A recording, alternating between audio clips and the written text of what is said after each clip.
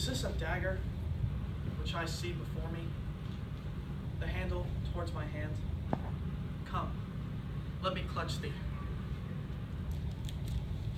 I have thee not, yet I see thee still.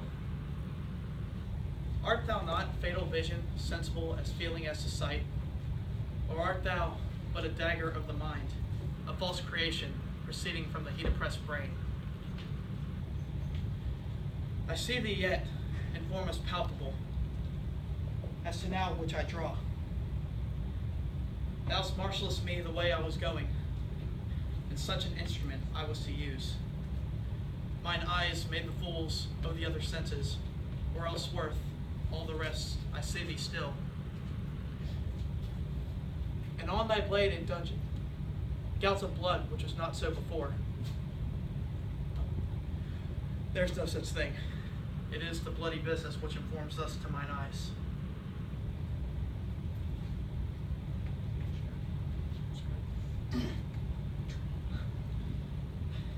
It isn't that with me. I can't write.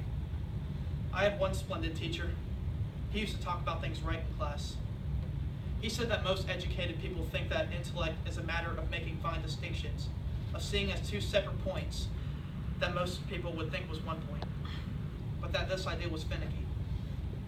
He wanted us to see that intelligence is also a matter of seeing the connection between two things so far apart that most people would think they were always separate. I like that.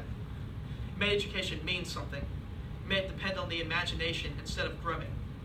And then he told us about the history of our subject, grammar, how it began as poetry, when every word was an original creation, and then became philosophy, as people had to arrange speech with thought, and then science, more or less exact laws.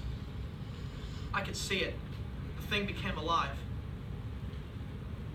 And he said that all knowledge passed through the same stages, and that there isn't anything that can't eventually be made scientific.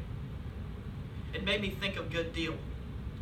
I wondered if somebody couldn't work out a way of preventing anybody from being poor. It seemed so unnecessary, with so much work being done. That's what I want to do, you see.